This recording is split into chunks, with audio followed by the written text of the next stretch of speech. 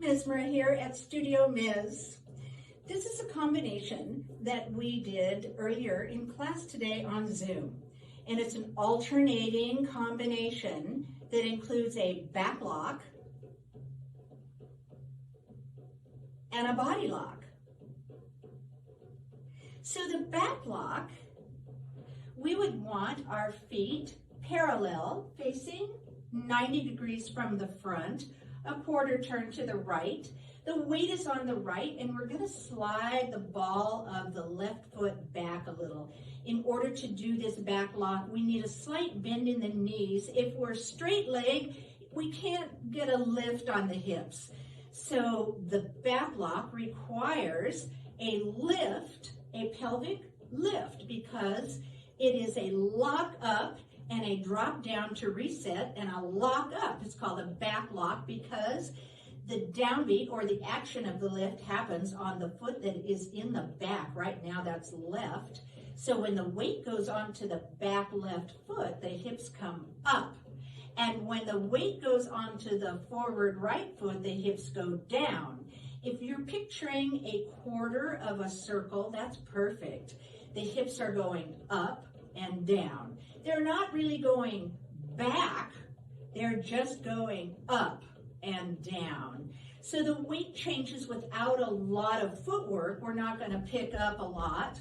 We're going to stay fairly grounded. It looks great on the balls of the feet. So your heels can be up a little bit, especially in the back. And when you're off the front right foot, you can keep the ball of the right foot grounded on the floor. Lift, drop, back foot. Lift on the back, drop on the front, up, then down. You know, if you're aware of a pelvic lock, it's just the opposite. The pelvic lock drops down on the front foot and it lifts on the back foot, but instead of the location of your leg being in front, it's in the back. So the opposite location and the accent is on the back. 1, 2, 3, 4, 5, 6, 7, 8. We're going to leave the weight on the lift and turn so that we're ready now to do the first lift on the other side. This right foot will have the accent and the lift. 1, 2, lift, drop, 1, 2, 3, 4.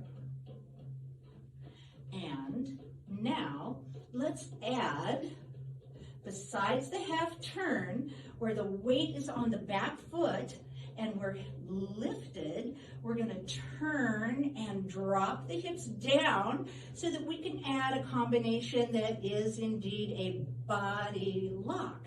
How are we doing that? Let's take a closer look. The body lock is a 3-part locking move that goes lift, then the rib cage goes down and up. So lift, drop, lift. 1 and 2, 3 and 4, 5 and 6, 188. Anyway, many times, if you're not familiar with the move, repeat it many times and it will become a beautiful body lock, not a smooth body wave, similar. It moves up the core, but it doesn't wave and undulate like a body wave. It's a body lock. So moving back to our combination, we have the weight on the right. We slide the ball of the back left foot, ready to take the weight on the lift, and the numbers are 1, 2, 3. We're going to pivot to the left on 4 and make sure the knee is bent enough on the left so that you can get that body lock in with a lift, drop, lift. Back right foot already in place. 1, 2, 3. We're going to turn so we won't go back on the left foot. 4 is the turn. 5, 6, 7. 1, 2, 3. Here's 4, pivoting to the left on the left foot, half turn. 5, 6, 7. 1, 2, 3. Here's 4, pivoting right on the ball of the right foot. Notice I said ball. If it's your whole foot flat down and you're pivoting on your whole foot, it's got more friction. So we want to lift that heel up. It doesn't have to be a high elevation, would look great if it is, but the flat foot pivoting on the floor is too much friction and it will slow you down, especially if you're on carpet instead of wood. So here we go with 1, 2, 3. 4 is the turn, weight is on the left, bent knee, hips are down, lift, drop, lift. Check the transition on the turn. 1, 2, 3, the hips are up, but we are turning and pivoting half turn and they're down because we want them down in order to start the lock, body lock, back, back, pivot, and 5, 6, 7. And 1, 2, 3, here's 4, here's 5, 6, 7. 1, 3, 5, 6, 7. Lift, lift, half turn, lift, drop, lift. Lift and lift, turn left, lift, drop, lift. Here's right, left, right, lift, drop, lift. Left and left, lift, drop, lift. Right again on the right, lift, then drop, then lift. Left and then on the left, lift. Let's talk about the hands for just a minute.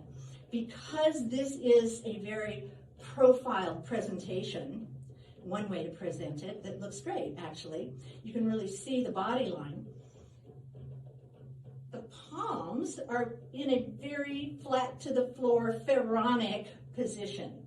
So arms could be in this. There's other positions, of course. We could do different arm moves and switch and change from one side to the other side. There's always more. There's always more. However, at the moment, let's just do this one variation and use a very pharaonic frame. I say pharaonic because we see this a lot in the Egyptian art, the beautiful ancient Egyptian art that we all love. I think I speak for us all when I say that is accurate. We see this show up in dance. So we're going to use it for a moment. One of the things that I love about this style is that we do get to feature a lot of inspiration from other styles in belly dance. And 1, 3, lock, lock, lock. 1, 2, 3, here's 4, 5, 6, 7. 1, 2, 3, then 4, 5, 6, 7. 1, 3, 5, 6, 7. 1, then 2, 3, then turn, 5, 6, 7. Right, right, lift, drop, lift, left, left, lift, drop, lift, right, right, lift, drop, lift. 1, 2, 3, 5, 6, 7. 1, 2, 3, 5, 6, 7. 1, 2, 3. 1, 3. 1, then 2, then 3. Just an alternate palm position. 1, 3. Also pharaonic. 5, 6, 7. Palm rolls up. 1, then 2, then 3, roll it down. 5, 6, 7, roll it up. 1, 3, roll it down. And let's leave it there because there's always more. Please subscribe to my YouTube channel. Ding, hit that bell, and you'll be receiving more.